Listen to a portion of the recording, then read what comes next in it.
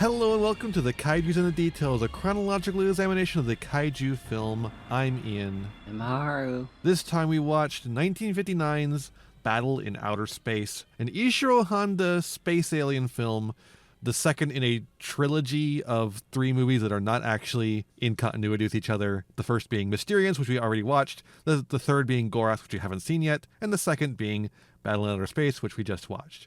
Haru, what did you think of this film? Why do so many of the movies we watch have to start off interesting and end up boring? This film, I don't think it's the worst Toho film I've ever seen, like on a technical level. There's a lot of technical skill on display in this film. I think it might be the worst written I have ever seen. Yeah. This story is nothing. It's so boring. It's pure nothing. For one, we don't really get a main character. Like, there's no character to latch on to. Who are you supposed to latch on to? The fucking professor? The representative guy from Iran that gets... The closest thing I get to a character I could actually recognize and be like, oh yeah, that's a guy, is Iwamura, the guy who's hypnotized by the alien sissy hypno rays. Uh-huh. Like, what are we doing here? Yeah, there's just no characters. They just say a bunch of names and I'm like, yeah, that's a person. Some of the names are from the Mysterians, but they're not the same characters. So I'm gonna lay this down for you, Haru. The reason why this film is the way it is, I was looking at it because I was like, what the fuck is going on with how this film is constructed? This film went through 4 different script drafts.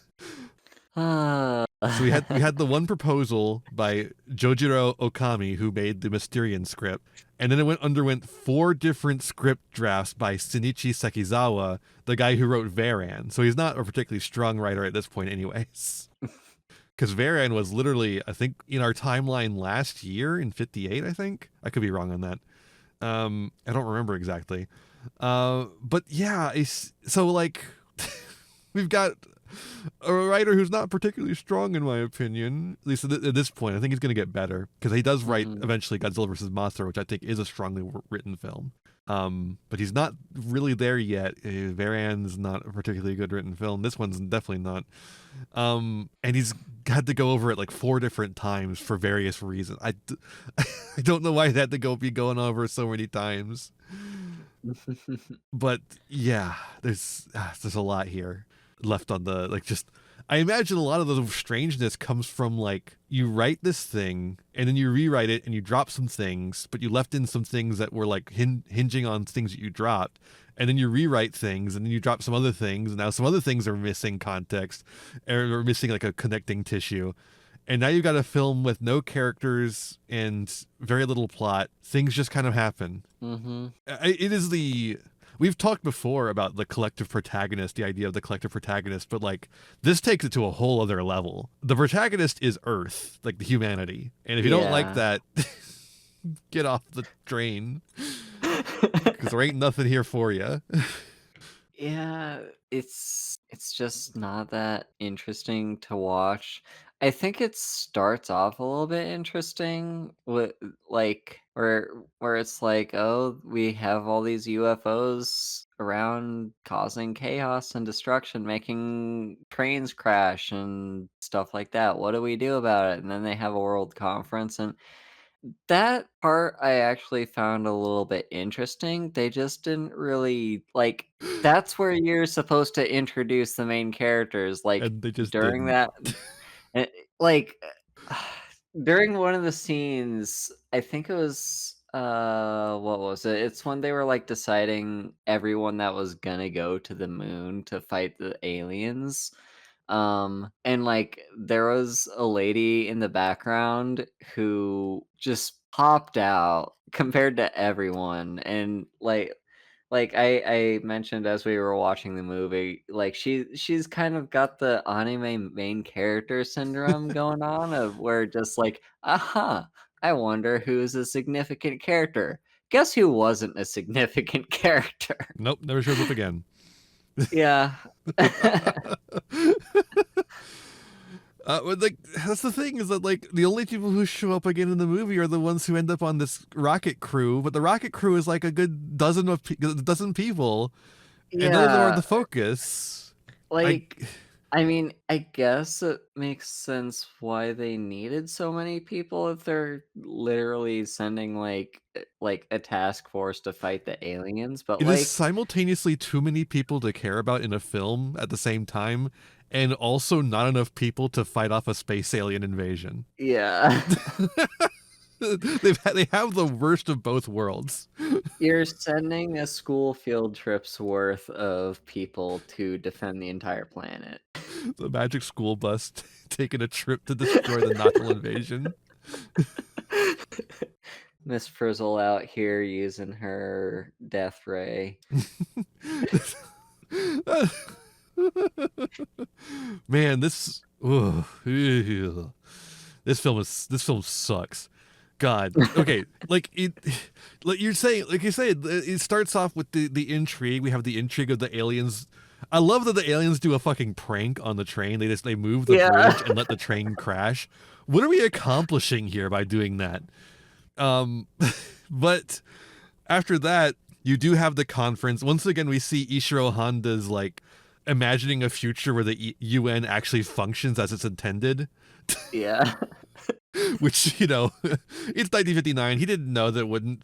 He didn't know that it Uh-huh. wouldn't do that. So and then we have new intrigue. We had intrigue within the UN, right? And then we have the representative of Iran is Mhm. which played by a British guy, I'm pretty sure, but it was during the Shah's reign, so that actually kind of made sense to me. Yeah. But he is called Dr. Ahmed, so I think he's supposed to be Iranian. Although he did look exactly like the Shah. I don't know how they got someone who looked exactly like the Shah to play this guy, but he looked exactly like the Shah. Anyways, he's like hypnotized by the aliens because the aliens have a sissy hypno ray that they use on people very selectively for some reason. Yeah. They can hypnotize the entire human populace and make them do whatever the fuck they want, but they choose to only do specific people for some reason. It's because they're pranksters. Because they're pranksters. It's for their prank show. It's all for their prank show. Stupid Earthlings.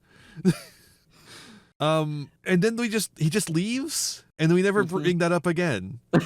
Like, why do we spend so much time establishing that the guy from Iran was a villain controlled by the aliens, for him to just leave the movie and never return? Like, I was kind of expecting him to be, like, part of the long form To show up antagonist of the ever film. again? Like, was Well, the actually, entire point of that just to establish that the aliens could do mind control, I guess? But but they establish that later when they mind control the other guy, who is the guy who they yeah. mind control throughout the film.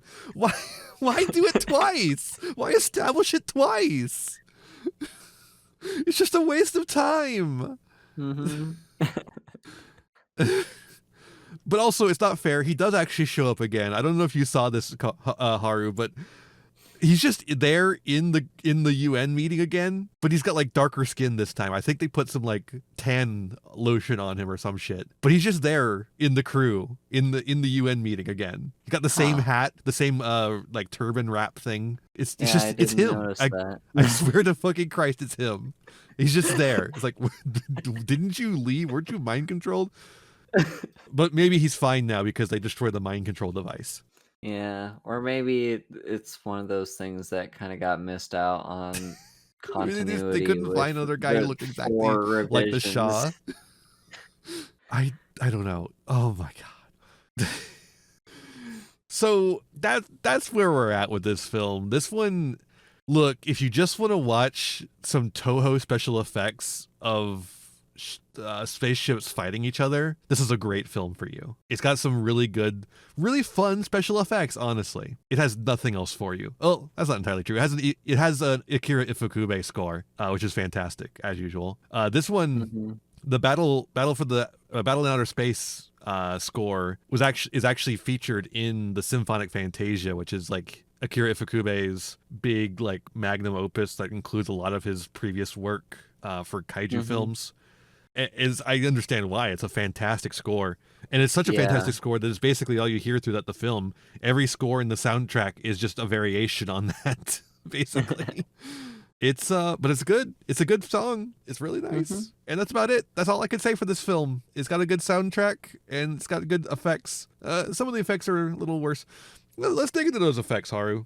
Cause like there's some good ones and there's some not so good ones. We get a lot of cases with like essentially toys as models, like with the train, with the rocket, like Mm-hmm. with a lot of the rockets, and the little buggies that they, well, they're not buggies, they're like the transport things that they drive around on the moon, like our fun little toy models that we love to see. Although speaking of the rocket, in one of the scenes, it was the scene where they were like introducing the rocket to like everyone, and just something was off about that screening effect, or was it was a layering or something where like, basically, you could see, like, the outline of all the people that was looking at the rocket. Yeah, so what they're doing a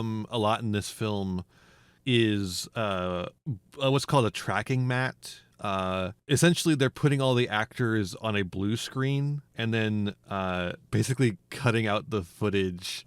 Not actually, not literally cutting it out, but like they're using a mat to cut out the footage. Basically, kind of, the tracking mat means that it moves with the footage, whereas Mhm. as opposed to a static mat, which was what we're used to with the like the giant man movies, and that's how you get that ghost effect. The static mat is how you get that ghost effect. Mhm. And so they're trying to not get that ghost effect, but with a tracking mat you have the opposite problem where you get too little, and you end up with the blue background of the blue screen behind them a little bit on Mhm. them.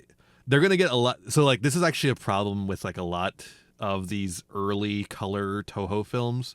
They're gonna get a lot better at it over time. But yeah, I think for the first I think this is still a problem even in Godzilla versus Mothra. So like for the first couple of years of the color Toho scope kaiju films, you are going to see problems where you get a lot of the blue screen in there, or you get some of that ghostly, like getting a little too much taken away. Mhm. It is a hard thing to do without computer technology, and even with computer technology, it's still kind of tricky.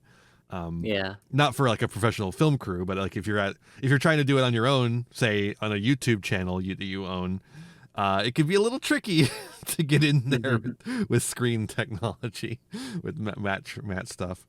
Although it's significantly easier than it was at the time.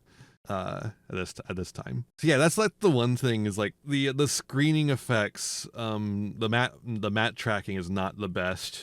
It's actually like probably some of the worst I've seen in these films. There's a lot of blue being left in, but that's because there's a lot of motion going into it as well. Mhm. Particularly like the scenes where the soldiers are being like sucked up with the tractor beam. Yeah. Those ones, they were moving so much you get all that blue in there. By the way, those effects were made by the camera. It's fun actually. The way they had the soldiers moving up like that was they were actually like on wires, and they moved the Hmm. camera instead of them. Interesting. So you have the camera move down to simulate them Mhm. moving up, right? That makes sense, though. It's fun. You just like, and they can move a little bit to make it look a little more natural, right? They can struggle a little Mhm. bit. Pretty cool. That's also why the miniatures look a little worse. Is those tractor beam effects? It's like the Mhm. ending of the film is the big mothership comes through and tractor beams the city with a giant fucking blue tractor beam. By the way, giant mothership coming in with a giant blue beam that destroys net landmarks. Does that sound familiar to you? Like Independence Day, perhaps? But I know I've Roland actually never Emmerich. seen Independence Day. Don't bother. It's not actually a good film. People just pretend it is because it's cheesy. Um, Mhm. it's like cheesy in a '90s way though, so it's like, oh, it's so nostalgic. But it's just bad. It's just a bad film. But I know Roland Emmerich doesn't actually respect Japanese filmmakers, so I doubt he took it from this film. But it's Mhm. interesting to note. Mhm. But yeah, it was the tractor beam effect is why all the building miniatures look a little worse.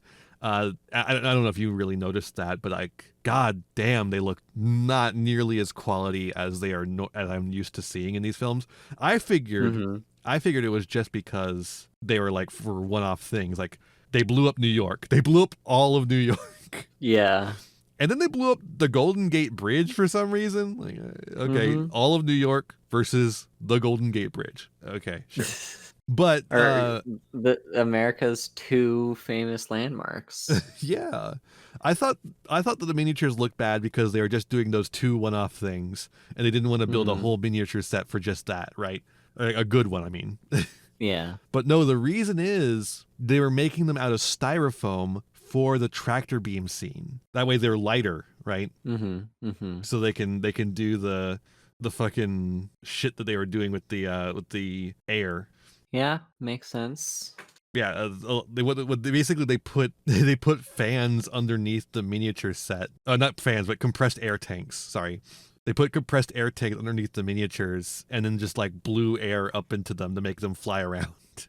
And that's why you could see little chunks of styrofoam in a lot of those scenes. But otherwise, I thought like besides those two things, I thought most of the effects were pretty good. I liked the rocket designs. I thought they were fun. I really like the Mhm. satellite. I think they use that satellite again later because it reminds me of the satellite they use in Destroy All Monsters. But I guess we'll have to see when we get there. I like the little buggy things Mhm. they had on the moon. Got that weird little Yeah. They had, like, antenna on the front that made them look like they were just bugs. yeah, like little caterpillar things. Uh-huh. But they also had that you know how when big buses have those little like extendo accordion looking things had Mhm. that going on too. It's like Yeah. they're cute. I was a little confused though by the fact that they have the compressed air stuff going on to let them fly. But only it's weird. Like they're designed to work on the moon, and the moon Mhm. doesn't have enough atmosphere for that. But apparently, the aliens were generating enough atmosphere for them to use them, or something. I don't know what exactly was going on there. They're like, oh, there's atmospheric pressure here. Activate the air the air cushions. It's like what? And they could just use the air cushions to pilot the ships around like they're flying. It's like what? Well, physics isn't the strong suit in this movie. But like, why are they designed that way? If they're designed for an environment that doesn't, they wouldn't work in. I don't get it. But those effects were a water spray. It's funny that they actually used compressed air for a different effect, but you can't see the compressed air, so they used water spray instead, so you could see it to know that was happening. Also, like of course, the beams. I think this is our first big beam battle Toho Mhm. film. All those beams are just drawn on there by animators, just like they were. I think we had a couple of beams in Mysterians. Same thing there, just drawn in. Yeah, it reminds me it reminded me a lot of the way like the blasters look in the original Star Wars, Yeah, same honestly. same technology, Yeah. which is a pencil. Mhm. But I think they look really good. Like Mhm. it, it is very clear where George Lucas was getting his influences from. We watched a shit ton of Japanese films. Yeah. It's like, oh yeah, these are the same effects that they were doing in the Japanese special effects industry. Okay, yeah.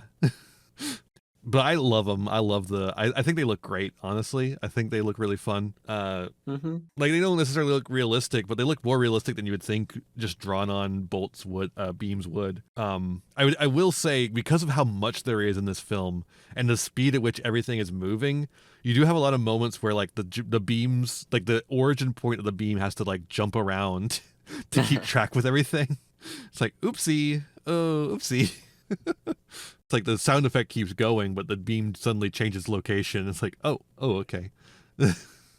Yeah, also speaking of the beams, they're like in the last battle when they were all fighting in space, we have a lot of beams just shooting across the screen. We don't really see all that many ships. Yeah. Like and, like, part like, I'm just kinda want like, are they all just terrible shots. I mean, not that it would be easy to hit a ship flying in outer space, but, like, it makes for just boring like, it's boring to watch just them constantly missing each other and nothing happening. Yeah, I don't know. I think the idea with the first rockets is that they have trouble steering, Mhm, except for like the emergency like dodge that they used, which is actually fucking sick. That scene was actually kind of fucking awesome. mhm. But I think they have trouble steering, and like their beam is just pointed forward, so there's only so much they Mhm. can do. When they're on the ground and shooting beams, I don't know. Also, when they're like on the ground shooting beams at the headquarters, and it just takes forever for them to get the job done. It's like, Yeah. okay, I don't know. I guess you're supposed to have the tension of the guy Iwamura sabotaging the ship in the meanwhile, Mhm. but it goes on a little too long, I think. Yeah, there are a few, scenes in a lot of the movies that we watch that kind of do that Like they're for the supposed to sake build of tension, but they just build for boredom. the sake of building tension, but it just falls flat because, like, I'm not tense, I'm bored. Yeah. Uh, eh. And then like when it comes to the final battle where they have like the jet fighter spaceships versus the saucers, I think in that case you get a lot more explosions in that case, but you also don't see Mhm. very many more ships. I think they just didn't make that many more and are shooting them in Yeah. such a way that makes it look like there are more than there are. But that just means you have a hard time assessing how many ships are left on either side. Yeah, it's not that interesting of a fight to me, No. and They try to make it part artificially like interesting with that Russian guy. Like they have this like weird little moment between the Russian guy and the Russian woman control station girl Mhm. where she's like looking worried at him, and then he goes into the fight and you don't see him get killed, but you never see him again either. So it never Mhm. gets resolved. Yeah, Maybe he died. I don't know. and, like, something I've noticed, and this is something, I particularly associate whenever I watch, like, a Star Wars movie, is as a kid, my favorite part of every Star Wars movie was the fight scenes, like, just I would just skip through, fast forward to every lightsaber battle, and not pay attention to any of the story. As an adult, I'm a lot more interested in the story of, those kinds of movies and not that interested in the fights. I like the fight like I like the fight scenes, but I'm also just kind of looking forward to the plot progressing itself. Yeah. And And a good film will do both at the same time. yeah, this doesn't. No. This is Well, this doesn't I'm have any just plot to progress. The yeah, only plot is it the has fight. Yeah, basically, and the fight's not even that interesting because I'm not even really seeing that many ships get blown up. I'm just seeing lasers shoot across the screen. Like, yeah, they're shooting at each other. Okay, cool, I get it. The only way to be invested in this film is to be invested in the like inherent idea of an Earth, a fictional Earth, surviving an alien attack. And I'm Mhm. just not. I don't care. It's not me. That ain't me. But there's nothing interesting going on here. It's just a fight. Mhm. It it's like they want it to be. It's just a 1959 version of hype moments in aura. Yeah. It's just it's just hype moments in aura, but the moments aren't very hype. It's not very hype at all. Actually, it wants to be hype, but it's not. I think that comes down to an editing problem though, because again, I think the effects are fine. The effects are Mhm. great. Even I think it just comes down to like editing and like how they're being shot, and it's making it less dynamic than they could have otherwise been, Yeah. which is a shame. Also, I guess another reason why I wasn't really that interested in the fight scene at all is a lot of the fight scenes in movies and stories I like rely a lot on tactics. There's communication between allies of like how are we approaching this fight? How are we responding to this change in the battlefield, stuff like that. Any I information find at that all that might help you interesting. understand what's going on? This is literally just like a child bashing two spaceships together. Like, that's basically the equivalent of how complex this fight is. You're just sitting there watching, and it'll cut to a jet fighter, and it goes, and it'll cut to a spaceship, and the beam goes wide from it, and then it goes, and then you see a fighter jet dodge that beam, and then another fighter jet goes, and then you see a flying saucer, and it goes, and then the jet fighter explodes. That's the fight scene. Until eventually they're like, oh, something else is happening. As far as I could tell, there's only 3 of those fighters left by the end of it. And then they're like, we ran out of fuel. We have to go. You got it from here. It's like, okay. And they were like, you have to stop fighting them and go destroy the torpedoes. They did not stop the torpedoes at all. One of them crashed into New York City. It is just not compelling in the slightest. There's not been, I don't know how you like watch this and come away thinking it is compelling. I don't know what Ishiro Honda was thinking. It looks good. Basically on every fucking level, it looks good, except for a couple like little things here and there. But like even like the stuff that was handled by Ishiro Honda himself, like everything is framed well and looks great. It's just a fucking boring ass movie. It's like, I don't know, maybe it's the script is the real problem, and maybe Ishiro Honda was like, I can't fix that. Yeah, maybe. I suspect the script has to be part of the problem.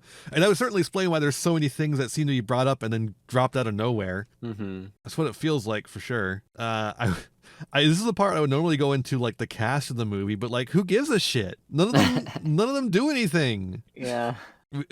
Do you remember Major Ichiro Katsumiya? Nope. He's played by Ryo Ikebe. Do you remember Professor Senda? A little bit. Yeah, he's the old guy, but not the one who was white, the Japanese one. That was Korya Senda, who that was. Funny that he has the same name as the character he played. I guess we should give a shout out to Iwamura, Yoshio Tsuchiya, the only guy in this fucking film who is memorable at all. We'll see him again in Monster Zero and Destroy All Monsters. He was fun. He was the only one who was acting. Everyone else was just saying lines. Like, and I don't blame them. It's just like the script gives them nothing.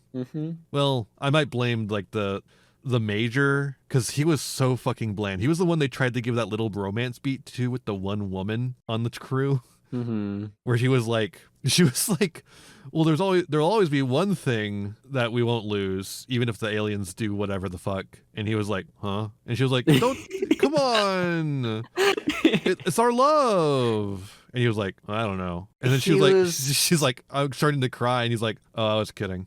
He was so not invested in that romance. Dude did not give a flying fuck. Dude did not give a flying fuck. Holy shit. He might as well have just said, like, I'm rooting for the aliens to come and kill us so I don't have to kiss you. Yeah. But yeah, Tsuchiya, though, actually did have a performance. Loved to see him. He's actually going to become known for playing aliens. I think we've actually maybe talked about him before. He might have been in the Mysterians. I don't remember if he was or not. But his style of acting. Oh, we talked about his style of acting, right? Yeah, I think we did. Yeah, he was in the Mysterians. He was the leader of Mysterians. Yes. We talked about his style of acting, where he made his own like space acting. That was like the thing he made. Here, he's playing a guy who is hypnotized by the alien, so he doesn't do that, but he does definitely act very strange because he's hypnotized. So it was fun to see him do that. Next time we see him, he'll be another alien. So yeah, he was like the one guy in here who actually felt like he was trying as an actor.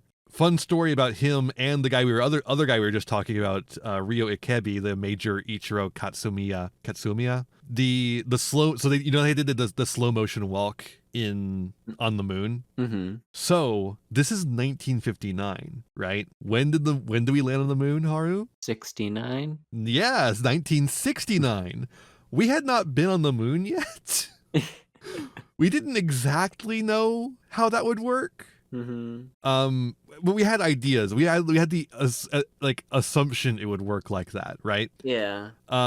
So Yoshio Tsuchiya, our friend, the alien man, the alien actor, the space actor, was like, "Hey, if we're walking on the moon, shouldn't it be slow motion?" Mm-hmm. And Ryu Akebi was like, "No, what the fuck? It's just a movie. I don't want to do that."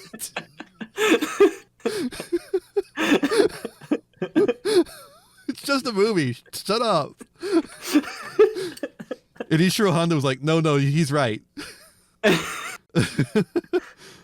And then 10 years later, when Apollo 11 landed on the moon, Eiji Tsuburaya watched The Great Leap for Mankind and saw them slow walking, like you doing the gravity walk on the moon, and was like, fuck, man, we did it. we actually got it right. He said, specifically what he said was, we were right. Our special effects team did a great job. Now we can hold our heads before the public. If he had gotten it wrong, would he have been like ashamed? I mean, there's just so much sci-fi from the 50s that gets a lot of stuff wrong, but Yeah. it's nothing to be ashamed about. You just literally don't know what it's like. But, they got it right, so they get to hold their heads before the public. Yeah. I think that's fun. It is really cool though that they did that right. I wonder where Tsuchiya got that idea. Was he like reading a lot about gravity on the moon? I want to peek inside that guy's head. I want to know more about him. He seems fun. Mm-hmm. Yoshio Tsuchiya seems like a fun guy. Ryo Ikebe does not seem like a fun guy though. It's just a movie. Come on. What the fuck? But he did go back for Gorath, so we'll see him again. We'll see him again next time we come back to the space trilogy. You want to talk about themes? Sure. Okay, we're done. I don't know. I genuinely don't think that there are really any themes with this movie. Because themes would require a humans. It's humanity versus an existential threat. If I were to spend some time to wring something out of this movie, we could talk about Ishiro Honda's just general trend of internationalism, his like optimism, techno optimism, and internationalism, and the way he sees the future of mankind moving forward in both science and cooperation. And how this film does replicate those ideas, but it doesn't do anything with them. Yeah. Aliens attack, and then everyone says, hey, let's work together. Also, we have a ray gun. Like, it basically just sets the scene, but it doesn't act like it. Yeah, it's the backdrop for the movie. Yeah, there's nothing that gets expanded on. No. Or nothing that gets introduced as a concept and then revisited later on, or nothing like that happens. Yeah. All right, that's themes. We have like 20 minutes left in the episode, so I'm just going to start Cinema Sins dinging this movie. If the aliens have a sissy hypno ray, why don't they hypnotize the entire world? Yeah. Why? I just don't get it. I feel like...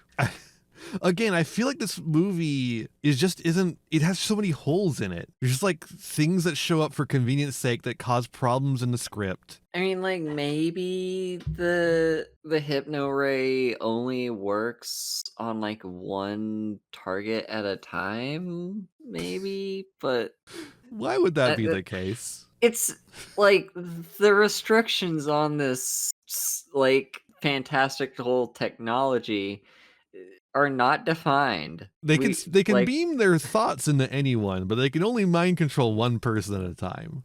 Yeah. What happened to the Iran guy? I gotta know what happened to Dr. Ahmed.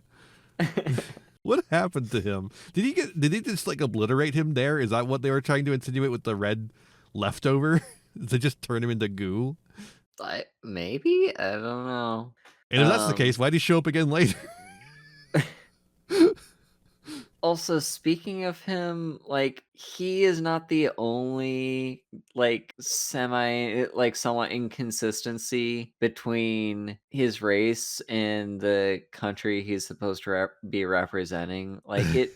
Like, there is a diverse cast, Hmm. but they don't seem to, like, match up what they logically would. It's a diverse cast of who they could access in Tokyo, Japan, which involved a Yeah. lot of Southeast Asians, essentially.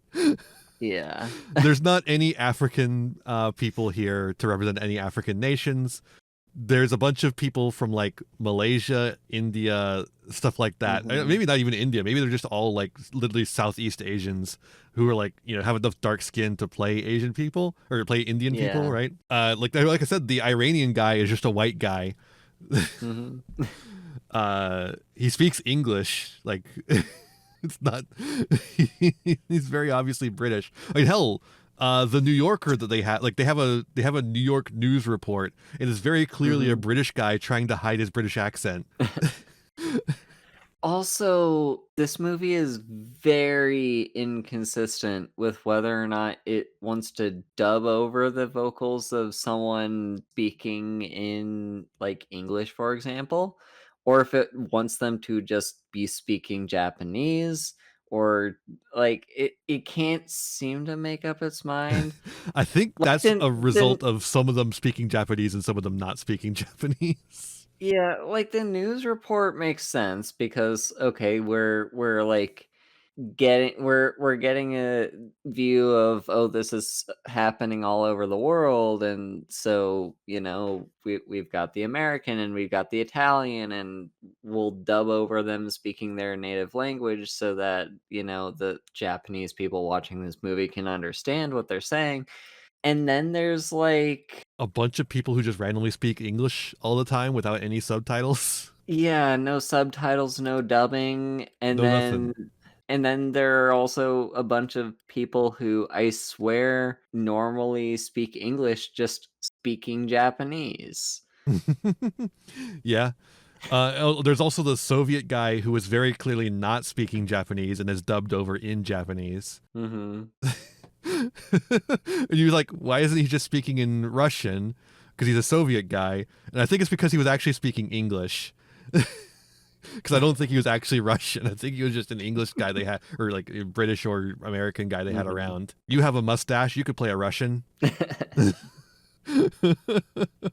They wanted to be an international film very strongly, though. Like again, those Mhm. that is like the biggest through line of Ishiro Honda's career is his belief in humanity's future, his techno optimism and his internationalism. Yeah. Shame that didn't actually come true at all. Yeah. Oh, by the way, this film But takes place in the far off distant future of 1965, in case you were wondering. okay. In 1959, that would have been the future. In a lot of in a lot of, sci-fi, Usually they well, go to at least it's 2000 or yeah, something. but, like, it's interesting too because I think for a lot of the older sci-fi, like, stuff from, like, the 40s and 50s and, like, they skip ahead a few, like, maybe half a century or something like that, Hmm. but, like, it would be within a person's lifetime, essentially, for us to get to where we have space travel. Yeah. Um, and with a lot of more contemporary, sci-fi, we're skipping ahead, like, centuries. Hmm. And I wonder, like, I don't know why I'm bringing this up, it's just, like, an interesting thing that just I realized, like, "Huh, that's interesting." Yeah. Yeah. No, I think that's there's something there in like we have seen the growth of technology begin to slow, whereas in the Mhm. 50s, at that point it was still so rapidly increasing. Like, that was the generation of, basically, "Oh, we're gonna have flying cars in the year 2000." Yeah, because like they're making movies now when they couldn't make movies, a couple decades back, right? Mhm. And, like, it's a very like, it does happen within one person's lifetime, essentially, where one moment we're discovering, like, the ability to fly, like, we're inventing airplanes, and then we're going to war with airplanes, and then we're going to war with bigger airplanes, and then we're on the moon. That's another thing. This film is actually like when you think about what the technology is that they have, right? Except for the laser Mhm. beams. If you ignore the laser beam, Yeah. what they have is actually not that far off of what we would be getting about 10 years after the fact. Mhm. So they were Like, ambitious by like 5 years, essentially. Well, not by that much yeah. actually, because they had a space station. I don't know when the ISS actually went up, but Mhm. like what they have is a space station and rockets and Yeah. jet fighters that can go into low Earth orbit. We have all that right now. Yeah, It's I just they also like, have laser beams.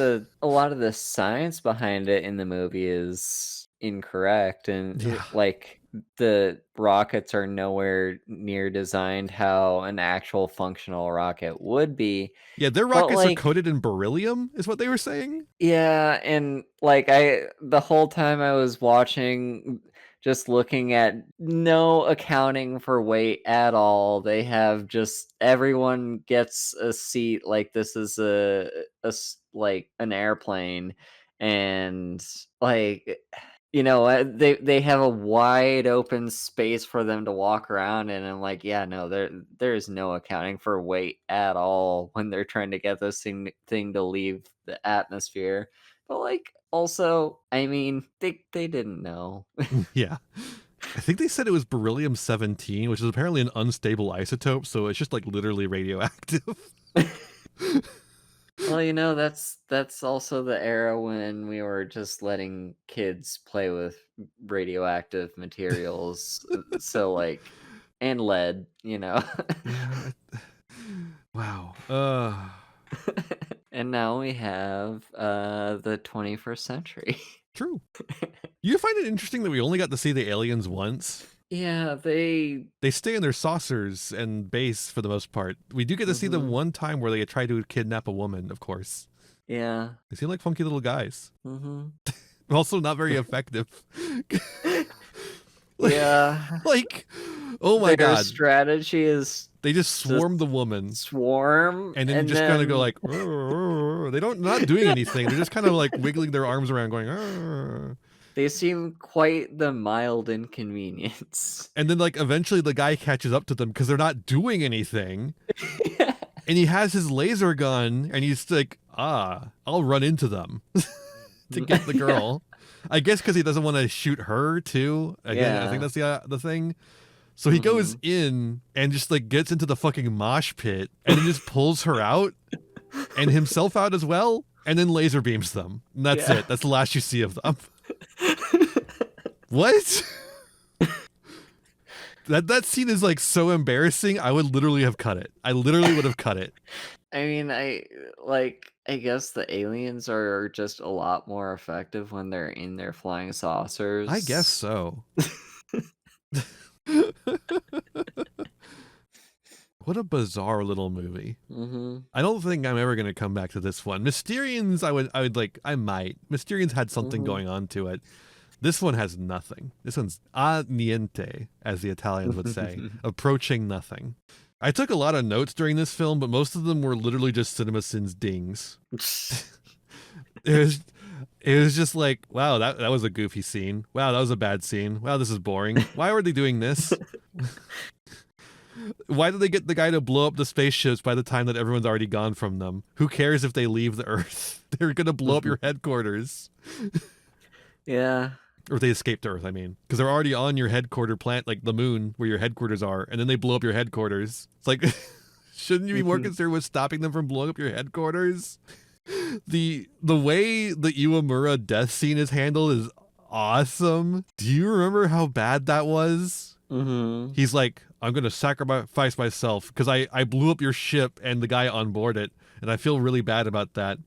Even though I wasn't in control of my actions, so I'm going to sacrifice myself, which is like a really noble and whatever kamikaze culture and shit. But I guess we could talk about the kamikaze culture in this film, but that's really the only moment of it. We just mentioned it. There we go. We talked about it. But the noble sacrifice. He's like, I'll hold them off. I'll hold off the saucers with my little gun because nobody can hit for shit, including the saucers. While you guys make a break for it. And in response to this, everyone's kind of like, okay.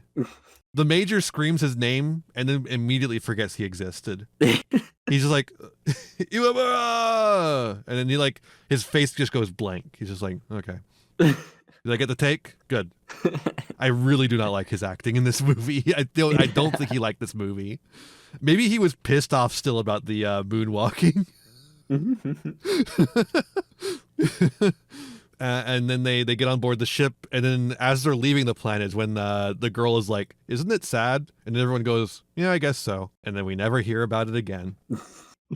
But then again, all those characters stop mattering as soon as they hit Earth. None of those characters, like the two like leads, the two professors that they had as leading, by the way, two professors leading this military operation. Anyways, as soon as they hit Earth, those are the only two guys who appear again. Nobody else in the fucking movie ever appears again, I don't think. And if they do, it's just like in the background of a scene. It's insane how little this movie cares about its characters. So how are you supposed to care? If the movie doesn't care, how do you care? We haven't had one this bad in quite a while. This was fun. Yeah. I liked how many miniature, like we've talked about the miniature work. I liked how many little toy men there were. Did you notice all the toy men? They were fun. Yeah. Because of the scale on this one isn't as big as it is in Godzilla films, you really got to see those little tiny toy soldiers going around. Okay, I don't know. I don't think I have anything else left in me. I guess my last little lingering thought is in the beginning of the movie, like it went in a very different direction than I was initially expecting. Like we open in on this train going super fast and this guy wandering along the railroad tracks. I'm like, oh, he's going to get run over by the train.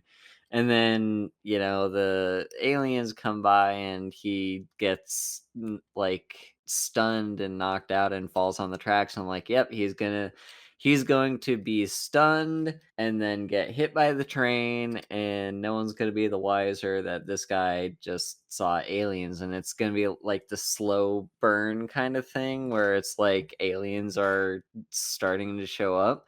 But no, they do this weird thing where they pick up the bridge and crash the train and then put the bridge back down. And fucking Looney Tunes. They apparently did it all over the world, and it's like, why? Okay, that went in a very different direction than I was expecting. And there's no, like, the intrigue is over as soon as that happens. There's just like, there's no more intrigue for the rest of the film except for, I guess, the guys being hypnotized. Everyone in the world is just like, oh, there's aliens now. What are we going to do to stop them? Like, what? Why ruin that? I just don't understand this movie's choices. It is a scripting problem, and it is an editing problems as well. But the editing problems stem from the scripting problems. It is just shit you should have cut because the script is bad. Like, that's what the editing problems boil down to. So like the script should be better so that the editing problems don't exist. Again, I don't think we've had a Toho film this poorly written. I don't think I've seen one, which includes like any films we haven't watched for this podcast yet. I don't fucking get it. I don't fucking get it. Well, I think that's it from me. Yeah, same here. We're staying in Japan though. Next episode, we're going to be watching The Secret of the Telegion. Oh, by the way, no kaiju in this film, so we're only watching because it's the second in the 3 trilogy of space alien films. That I think both of them have kaiju films, except for this one. 2 of the 3 have kaijus, but it felt weird to not include this one, so a bit of a dud. Maybe it would have been better with a kaiju. What do you think?